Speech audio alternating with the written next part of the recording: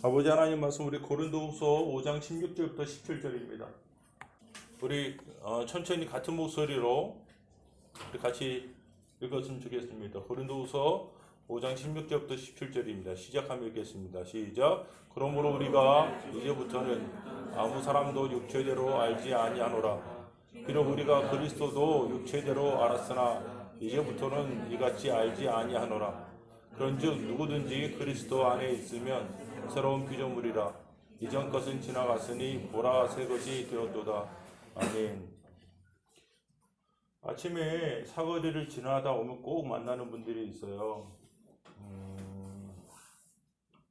누구냐면요, 그 여호와의 증인 교회 분들이에요. 성경은 믿을 만한 책입니까?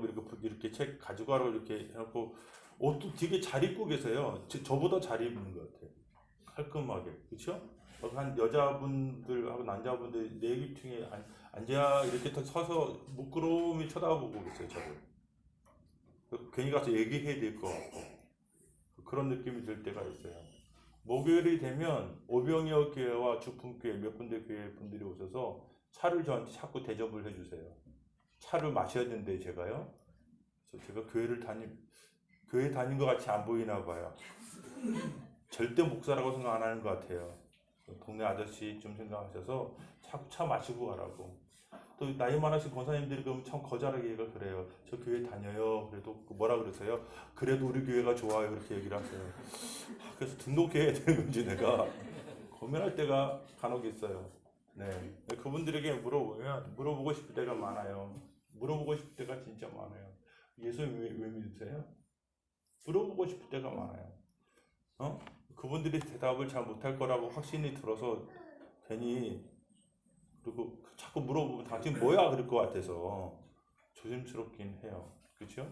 여러분, 오늘날 우리가 이해하고 있는 구원은 그냥 죄에서 용서받아서 천국 가는 것 이렇게 생각하시죠?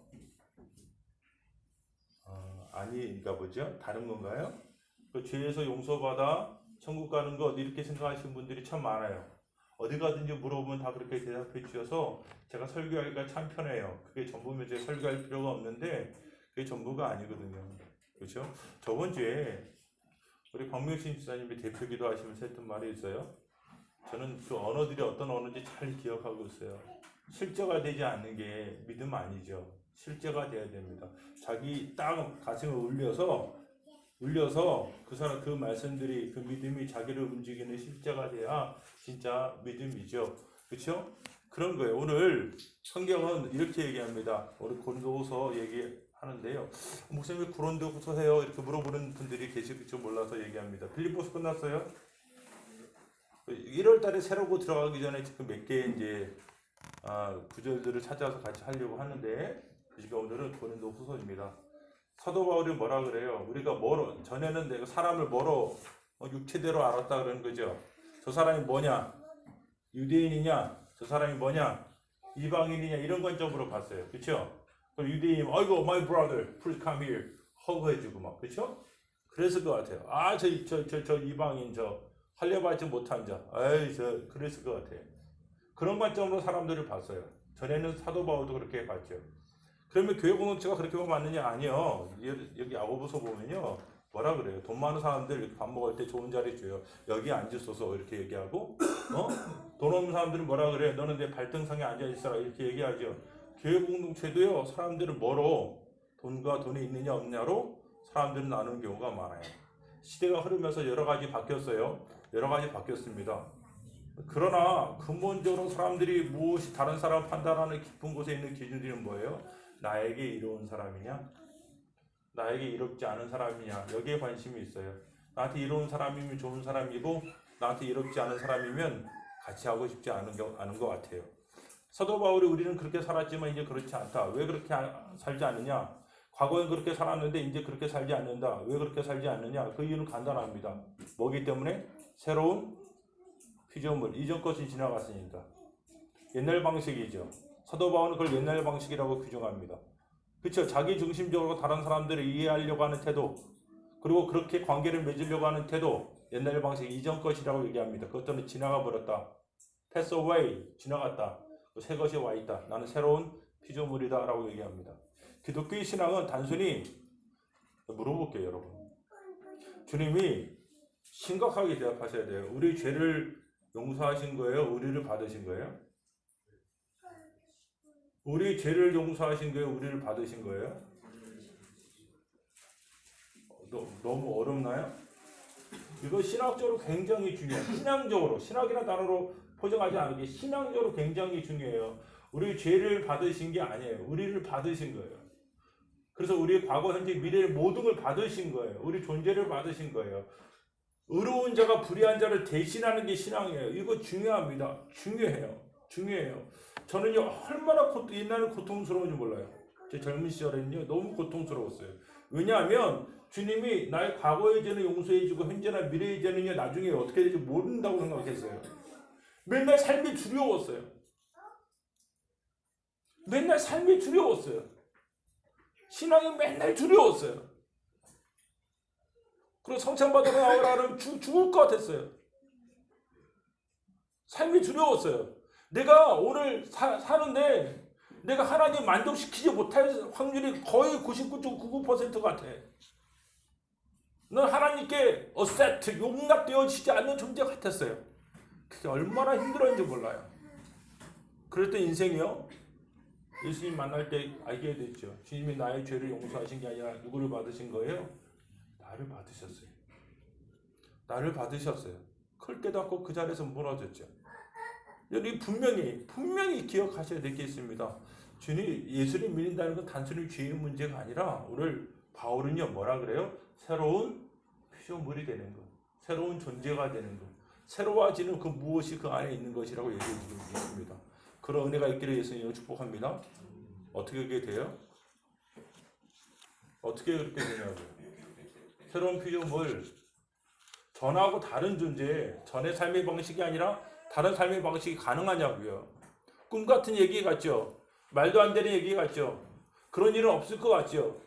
근데 사도 바울은 그게 가능하다고 얘기해주고 있어요. 그게 신앙이라고 얘기해주고 있어요. 그게 그 방법을 사도 바울은 한 가지 단어로 표시하고 있는데 그 단어가 뭐냐 하면 그리스도 안에라는 단어예요. 엔크라이토스라고요. 사도 바울의 신학의 중심이에요. 그리스도 안의 사상. 그리스도 안에 있으면 뭐라고요? 새로운 피조물이다. 그리스도 안에 있으면 새로운 피조물이라는 거예요. 그래서 우리 신앙은요, 내가 그리스도 안에 있느냐를 규정하는 것. 내가 그리스도 안에 정말 있는 건가? 내가 그리스도 안에 있는 건가? 이거를 알아가는 과정입니다. 이거를 확정하는 과정이에요. 이거 이상 없어요. 그거 이상 없어요. 여러분, 우리 요한계시록 볼까요? 3장 17절부터 20절. 요한계시록 3장 17절부터 20절.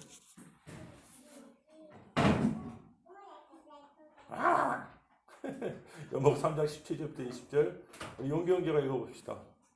내가 말하기를 나는 부자라 부유하여 부족한 것이 없다 하나 내 공고한 것과 가련한 것과 가난한 것과 눈먼 것과 벌거벗은 것을 알지 못하는도다. 내가 너를 권하노니 내게서 불로 연단한 금을 사서 부유하게 하고 흰옷을 사서 입어 벌거벗은 수치를 보이지 않게 하고 안약을 사서 눈에 발라보게 하라. 물은 내가 사랑하는 자를 책망하여 징계하노니 그러므로 내가 열심을 내라 회개하라. 볼지어다 내가 문 밖에 서서 두드리노니 누구든지 내 음성을 듣고 문을 열면 내가 그에게로 들어가 그와 더불어 먹고 그는 나와 더불어 먹으리라. 자, 오늘 마지막 17절에는요 한 인생을 향하는 하나님의 세 가지 프로세스가 있다고 얘기하죠. 그렇죠? 첫 번째는 밖에 있죠. 밖에 있어요. 밖에 있는 것도 약간 두 가지로 나눌 수 있어. 밖에 있는 거가 밖에서 뭐 하고 있는 거. 두드린 게 뭔 것 같아요? 징계예요, 징계. 너도 그 정도 갖고 안 돼. 너 네 자신을 봐야 돼. 이렇게 얘기하시는 거라고요. 징계. 하나님의 음성이 들리기 시작하는 거예요. 자, 들어왔어요. 들어온 게 뭔지 좀 이따 다시 설명하겠지만 들어와서도 두 단계가 있네요. 무슨 단계가 있어요? 무슨 단계가 있어요? 첫 번째 단계는 주님의 손님으로 있는 단계. 뭐라고요? 손님으로 오면요. 자, 손님으로 오면 오늘 정기대 송사님 별 수 없이 저희 국수 먹어야 돼요. 왜 국수 먹어야 돼요? 우리가 국수를 준비했거든요. 국수 먹어야 돼요. 다른 거 먹고 싶으면 어쩔 수 없어요. 사오세요. 어?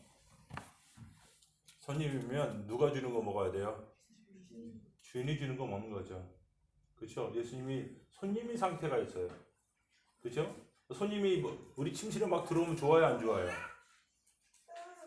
그리고 막 내 서랍 막 열어보면 좋아요, 안 좋아요? 괜찮아요? 그래도 괜찮겠어요? 내 핸드폰 다 막 이렇게 보면 좋아요, 안 좋아요? 안 좋아요? 저기 뭐야, 법원에 가서 청구해야 된대요, 그렇죠? 핸드폰 함부로 보면 안 된대요, 그렇죠? 자, 손님으로 와 계시는 프로세서 단계가 있네요. 세 번째는 무슨 단계가 있어요? 마지막은요? 내가 손님이에요. 뭐라고요? 내가 손님이에요. 내가 손님이에요. 그분이 주인이고 내가 손님이에요. 누구 허락받고 살아야 돼요?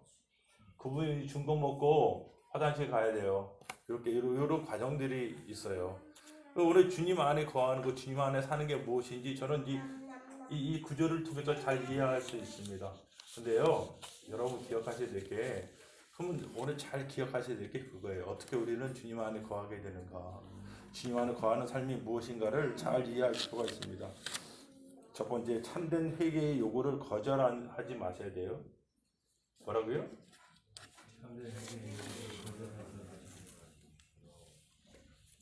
오늘 요한계시록 3장은요. 나는 부자라 뭐 한다고요? 부족한 것이 없다라고 얘기하는 사람에게 시작합니다. 나는 부자예요. 그래서 부족한 게 없어요. 근데 주님은 그를 뭐라 그래요? 너가 벌거벗었다 얘기하죠. 너는 수치가 있다 얘기하죠. 이거예요. 자기에 대한 인식이 분명하지 않아요. 자기를 뭐로 판단합니까? 자기가 갖고 있는 소유 정도로 자기를 판단합니다. 그게 교회의 모습이면, 교회가 그렇게 자기를 판단하고 있다면, 주님의 시각으로 나를 어떻게 이해하느냐가 자기를 판단하는 기준이 아니라면 미안합니다. 주님 밖에 있습니다. 내가 돈이 얼마가 있느냐, 내가 어떤 여가를 즐기느냐, 내가 무엇을 하느냐, 내 자식들이 어떻게 잘 되느냐에 따라서 나를 결정하려고 한다면, 그것이 내 중심이라면 주님 밖에 있습니다. 주님의 시각으로 나를 이해하는 것이 아니라 내가 갖고 있는 것, 내가 누려야 할 것, 이런 것으로 자기를 판단하고 있다면 밖에 있습니다. 주님이 밖에 있는 사람 그냥 놔둘 수도 있어요. 주님을 사랑하면 뭐하죠? 징계하고 귀찮게 합니다. 그 사람이 자기의 모습을 돌아보도록 하나님이 꼭 역사하십니다. 그게 하나님의 방식입니다. 이게 중요해. 하나님은 그래서 그 인생에 뭐하냐면 참되게 자기를 보고, 그리고 자기가 붙잡고 있는 것들에서 나오기를 원하십니다. 주님이 밖에 있는 삶에 그치고 주님 안에 들어오는 삶을 살기를 원하십니다. 누가복음 14장 16절부터 20절. 누가복음 14장 16절부터 20절. 부지런게. 이르시되 어떤 사람이 큰 잔치를 베풀고 많은 사람을 청하였더니 잔치할 시각에 그 청하였던 자들에게 종을 보내어 이르되 오소서 모든 것이 준비되었나이다 하매 다 일치하게 사양하여 한 사람은 이르되 나는 밭을 샀음에 아무래도 나가 보아야 하겠으니 청컨대 나를 양해하도록 하라 하고, 또 한 사람은 이르되 나는 소 5겨리를 샀음에 시험하러 가니 청컨대 나를 양해하도록 하라 하고, 또 한 사람은 이르되 나는 장가 들었으니 그러므로 가지 못하겠노라 하는지라. 여러분, 만약에 어느 누구가 자기의 삶에 대하여 불편하고 살만하고 그냥 이 정도도 괜찮다라고 생각하는 사람이 있다면 그 사람은 하나님을 찾을 리가 없습니다. 아니, 제가 그래요. 솔직히 자기 영혼의 상태를 바라보고 주님을 찾는 사람 얼마나 되겠어요. 그런 사람 적어요. 특별한 은혜가 아니면 아닙니다. 정말 아니고 어떨 때는 하나님 그의 삶을 탁 건드려야 돼요. 그럴 때가 참 많아요. 좀 안 그랬으면 좋겠는데, 그렇게 지저분하지 않았으면 좋겠는데 꼭 우리는 그렇게 될 때가 너무나 많아요. 참 그래서 화가 날 때가 많아요. 자기 삶이 괜찮아요? 내 삶이 쓸만합니까? 좀 불편하긴 하고 어려운 부분이 있지만 그래도 이 삶을 그대로 계속해 나갈만 합니까? 주님이 내 안에 없어도 나의 생명이 아니 돼도 지금 삶 그대로 살아가는 모습 그대로 있는 것, 누군가가 바꾸라 그러면 실수, 누가 그런 삶이 아니고 주님의 잔치 가운데 나와야 한다면 나는 귀찮소 라고 얘기하고 있다면 이거는 어려운 일입니다. 주님을 찾는 데에는 수많은 핑계가 있습니다. 찾지 않을. 그러나 자기의 이익을 위해서, 자기의 유익과 기쁨을 위해서는 모든 방법을 찾아내는 것이 우리의 모습이라면 조심하십시오. 조심하셔야 됩니다. 오늘 천국에 대한 비유를 할 때 한 잔치를 하는 사람과 같다는 거예요.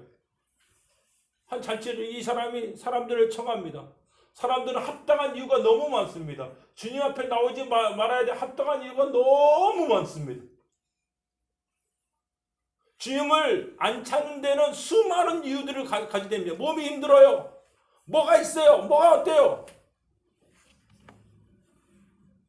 근데 자기의 기쁨과 유익을 위해서는요, 언제든지 방법을 만들어냅니다. 이거 굉장히 조심스러운 것이죠. 왜냐하면 인생에 뭐가 있기 때문에요? 끝이 있기 때문입니다. 분명히 그렇습니다. 분명히 그렇습니다. 마태복음 16장 22절부터 24절, 마태복음 16장 22절부터 24절, 우리 정치훈 시사님 읽어봐 주시겠어요? 베드로가 예수를 붙들고 한편하여 이르되 주여 그리 마옵소서 이 일이 결코 주께 미치지 아니하리다. 예수께서 돌이키시며 베드로에게 이르시되 사탄아 내 뒤로 물러가라. 너는 나를 넘어지게 하는 자로다. 내가 하나님의 일을 생각하지 아니하고 도리어 사람의 일을 생각하는도다 하시고, 이에 예수께서 제자들에게 이르시되 누구든지 나를 따라오려거든 자기를 부인하고 자기 십자가를 지고 나를 따를 것이니라. 제가 대학교 1학년 때 일입니다. 대학교 1학년 때 일인데요. 저는 제 딴에는 신앙이 좋다고 생각을 했어요. 제 딴에는 제가 신앙이 참 좋은 사람이라고 생각해요. 남들도 다 그렇게 얘기하니까 진짜인 줄 알았습니다. 그리고 뭐, 예. 제가 원종수 지금 선교사님이시죠? 원종수 권사님 테이프를 듣게 됐어요. 그분의 간증을 듣게 됐는데, 그분이 고등학교 때 예수님 격주로 만나고 이제 서울대 의대에 들어가고 그다음에 미국에서 가장 좋아하던 존 홉킨스 대학 전문의가 되고, 그러면서 모든 거 다 내려놓고 이제 주님을 따르는 그 과정들의 얘기를 들으면서 느낀 게 있어요. 아, 나 껍데기구나. 나 껍데기구나. 그걸 참 느껴지더라고요. 나는 아니거든요. 나는 그렇게 못 살겠더라고요. 껍데기구나. 그렇게 살고 싶지도 않고 그렇게 못 살겠더라고. 나는 껍데기구나. 내 안에 하나도 진짜가 없구나. 그 생각이 그렇게 많이 들었어요. 제가 저렇게 너무 오랫동안 괴롭혔던 그 한 가지 생각은 한 가지, 진정으로 회개했는 거예요. 진정으로 회개했는가? 나는 진정으로 돌이켰는가? 오늘 주님이 베드로에게 그러잖아요. 누구든지 나를 따르려고는 뭐 하라고요? 자기가 부인이 안 돼요. 이거 갖고 얼마나 고생했는지 몰라요. 주님의 사랑이 자기 안에 진짜가 되기 전까지요, 부인이 안 돼요. 자기가 부인이 안 돼요. 자기의 모습이, 자기 중심적 삶을 살아가는 것이 문제가 있고 이것들이 싫어져야 되는데 이게 안 돼요. 이것 때문에 너무 힘들어요. 이것 때문에 그렇게 많이 싸워요. 여러분, 우리가 지금 자유의지 논쟁이라는 걸 하고 있는데요. 자유의지 논쟁이 왜 그렇게 신학적으로 많이 싸우냐면 그거예요. 주님 따르고 싶은데 안 따라지신다고요. 의지가 없는 것 같다고.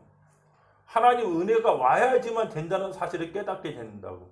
내 힘으로 안 되고 하나님 은혜가 와야 된다면, 이건 하나님께서 먼저 시작해야 되는구나. 이게 자유의지 논쟁의 핵심이고, 이거는 예정으로 가는 논리예요. 하나님을 향해서는요 어떤 방법을 찾아내지도 아니하고 자기 마음을 원하는 것은 그렇게 살아가는데요. 참 이게 미칠 노릇이죠. 이게 안 될 노릇입니다. 그죠? 자기가 부인이 안 되는 거예요. 그래서 성경은 우리 요구합니다. 성경은요 단순하게 몇 가지 행동을 바꾸는 게 아니에요. 단순하게 종교적인 과업들을 수행하는 게 아니에요. 성경은요 뭘 얘기하냐면 토탈적으로 너가 하나님과 분리되어 있고 그 상태는 결탄코 옳지 않으며 너는 하나님의 은혜 가운데 있어야만 하는 존재라는 사실을 우리에게 얘기해 주고 있어요. 그리고 우리에게 진실되게 물어보고 있어요. 너 그리스도 밖에 있지 않느냐? 너의 상태가 벌거벗고 있는데 깨닫지 못하고 있지 않느냐? 벌거벗은 것을 수치롭게 여기지 않는 모습이 있지 않느냐? 물어보고 있는 거예요. 물어보고 있는 거예요. 사랑하는 여러분, 그리스도 안으로 들어가려고 하는 사람마다 그 밖이 얼마나 추운지 알아야 돼요. 집에 들어오면 따뜻해요. 여기 안에 문만 들어와도 얼마나 따뜻한지 몰라요. 사람들이 있고 훈훈하니까 너무 좋아요. 밖에 가면 추워요. 요즘 그렇죠? 밖에 있는 게 힘들고 고난스러운지 알아야지 들어오죠. 그래서 우리는 이 주님 오늘 이전 것이 지나가는 것이 그리스도 안에 들어오는 그리스도 안에 있는 삶의 첫 번째입니다. 그래서 우리가 고통스럽죠. 애가 태어나는 게 그렇게 쉬운 일이 아니라고요. 고통스러운 부분들이 있어요. 그게 뭐냐 하면 참되게 회개했는가에 대한 요구를 분명히 우리가 이해해야 됩니다. 두 번째, 기억하세요. 이렇게 신앙은 그렇게 고난스러운 것입니까? 목사님, 신앙은 그렇게 금욕적이고 고난스러운 것입니까? 신앙이 그게 전부입니까? 물어본다면 저는 동의할 수 없어요. 신앙은 그렇게 되어진 것이라고 생각되지 않아요. 그렇지 않아요. 여러분, 저는 그렇게 얘기하고 싶지 않아요. 신앙은 그게 분명히 시작일 수 있지만 그렇게 끝나지 않아요. 분명히 그렇지 않습니다. 삶의 동인이 바뀌는 거죠. 그리스도를 사랑하는 거로 바뀌는 것입니다. 신앙은 따라합시다. 삶의 동인이 동인이라는 게 모티브예요. 삶을 움직이는 기본적인 인자를 동인이라 그래요. 동인. 삶의 동인 따라가. 삶의 동인이 그리스도를 사랑함이어야 합니다. 전에는 삶의 동인은 뭐예요? 다도 잘 알아요. 나를 사랑하는 거. 그렇죠. 나를 사랑하는 것이 있는데 이게 바뀌는 거예요. 그리스도를 사랑하는 거 바뀌는 거죠. 이게 삶의 동인이 바뀌는 거죠. 여러분 기쁨의 근원이 바뀌는 거예요. 즐거움의 근원이 바뀌는 거예요. 그게 신앙이에요. 회개를 얼마나 많이 한다고 구원받아. 말도 안 되는 소리 하지 마라 그래요. 회개 끝에서는 기쁨이 있어요. 회개 끝에서는요 수치가 가리워지는 역사가 있어요. 회개 끝에서는요 버리움을 받은 자가 자녀라고 부르심을 받는 감격이 있어요. 그게 아니면 어떻게 신앙생활합니까? 내가 아무것도 아닌 존재라고 여겼지만 하나님 아들이 나를 위하여 죽으셨다는 감격이 있어요. 그 용서가 말도 안 되는 사랑의 우물을 끌어오게 하는 능력이 돼요. 그게 신앙이라고요. 완전한 용서, 분명한 사유를 넘어서요. 사유하심을 경험한 사람들은 이 세상이 자기에게 주는 어떤 기쁨과 이 세상이 주는 어떤 쾌락도 결탄코 감당할 수 없는 사랑을 경험합니다. 그게 그 사람에게 힘이고 그 사람에게 능력이고 그 사람에게 소망이에요. 누가복음 7장 44절부터 47절. 누가복음 7장 44절부터 47절. 유철 집사님 읽어봐 주세요. 그 여자를 돌아보시며 시몬에게 이르시되 이 여자를 보느냐? 내가 내 집에 들어올 때 너는 내게 발 씻을 물도 주지 아니하였을 때 이 여자는 눈물로 내 발을 적시고 그 머리털로 닦았으며 너는 내게 입맞추지 아니하였을 때 그는 내가 들어올 때로부터 내 발에 입맞추기를 그치지 아니하였으며 너는 내 머리에 감람유도 붓지 아니하였을 때 그는 향유를 내 발에 부었느니라. 이러므로 내가 내게 말하노니 그의 많은 죄가 사하여졌도다. 이는 그의 사랑이 많음이라. 사함을 받은 일이 적은 자는 적게 사랑하느니라. 제가요 참 이렇게 설교를 하면서 놀라울 때가 가끔 있는데 뭐냐면 언제 놀랍냐면 찬양이 내 설교를 이미 다 준비해놨어. 서로 짠 일이 없거든요. 한 번도 짠 일이 없는데제 준비했던 곡이 제 설교 전부 다예요.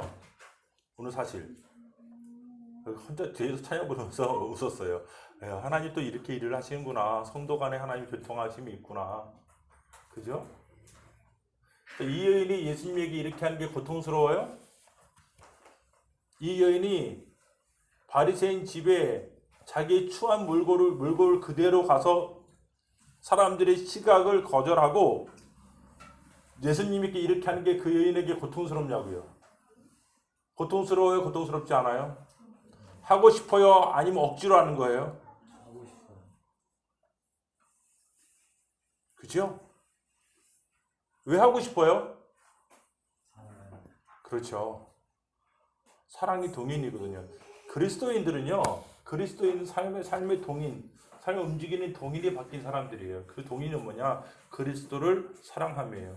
그리스도를 왜 사랑해요? 오늘 저는 진짜 이 마지막 구절이 좋아요. 많이 용서받은 사람들이 뭐 한다고요? 그죠? 얼마나 용서받으셨어요? 얼마나 용서받으셨어요? 베드로는요, 나는 주인입니다. 나를 떠나소서라고 얘기했어요.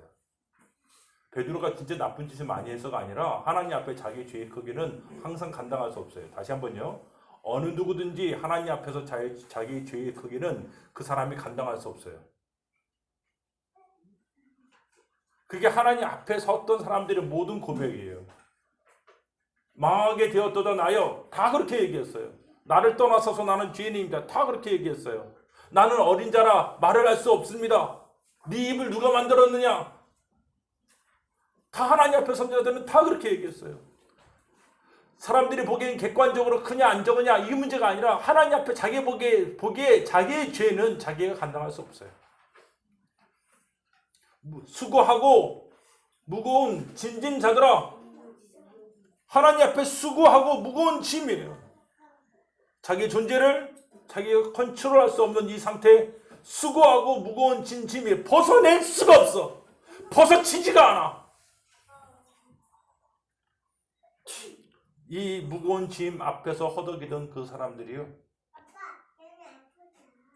하나님의 사랑 앞에서, 그 엄청난 용서 앞에서 있는 그대로 사람들은 나를 천하다 그러고, 사람들은 나를 이해하지 못하고, 사람들은 나를 우습게 여기는데 그분은 나를 사랑하거든요. 나를 귀하다고 여겨주거든요. 누구도 나를 귀하게 여겨주지 않았는데 그분은 말할 수 없게 나를 귀하게 여겨주거든요. 그 앞에 그 사람의 모든 게 녹아내린다고. 그래서 그분을 사랑하는 것이 뭐가 됩니까? 그 사람의 마음의 중심이 돼요. 그분만큼 사랑하는 분이 없어요. 내 꼬라지, 내 모습 다 알지만, 어느 누구도 나를 귀하다고 여겨주지 않지만, 그분이 있는 내 모습 다 보면서 나를 귀하게 여겨주시는 것 앞에 무너지는 거예요. 이렇게 용서받은 사람들이 그분의 사랑 앞에 서게 되는 것입니다. 여러분, 베드로 전서 1장 8절 같이 읽을게요. 베드로 전서 1장 8절 같이 읽습니다. 시작하면 읽겠습니다. 시작. 예수를 너희가 보지 못하였으나 사랑한도다. 이제도 보지 못하나 믿고 말할 수 없는 영광스러운 즐거움으로. 너무 좋아요. 너무 좋아요. 너무 좋은 구절이에요. 신앙은 두 가지래요. 사랑하는 것과 즐거움이래요. 그렇죠? 신앙은 사랑하는 것과 주님을 깊이 사랑하는 것과 그것에 의하여 오는 즐거움이 신앙이래요. 너희가 예수를 보지 못하였으나 그분을 사랑한도다. 지금도 보지, 이제도 보지 못하나 그분을 사랑하니까 뭐예요? 믿어요. 사랑은 믿음을 갖고 와요. 사랑하니까 믿어져요. 그분이 믿어진다고. 믿고 말할 수 없는 영광스러운 즐거움으로 기뻐한다. 그래서 그분을 사랑하여 온 믿음과 즐거움, 이 즐거움이요, 그의 모든 즐거움이 되고, 그의 모든 소망이 되고, 그의 모든 믿음이 돼요. 뭘 얼마나 알아야지 그분을 따라갈래요? 알고 따라가는 게 아니라 사랑하니까 믿어서 따라가요. 그분이 오실 거 어떻게 믿어요? 사랑하니까 믿어요. 그분이 나 같은 사람 사랑하니까 오실 거 내가 오겠다 그러니까 그런가 보다 해요. 논리적으로 모르겠어요. 그런 식으로 좀 믿지 않아요. 이 말이 정확해요. 신자의 깊은 곳에 있는 동의는 그리스도를 사랑함으로 얻는 믿음과 그리스도를 사랑함으로 얻는 기쁨이에요. 그게 신자를 움직여요. 아니면 이 신앙을 살아갈 수가 없어요. 오늘 본문을 보다가요. 아까 요한계시록 보다가 한 가지 더 느낀 게 있어요. 한 가지 더 느낀 걸 나누고 밥 먹읍시다. 한 가지 더 느낀 게 있어요. 따라갑시다. 사랑으로 종이 되어야 합니다. 아까 제가 찬양 부르다가 너무 놀랐어요. 아깝지 않대요.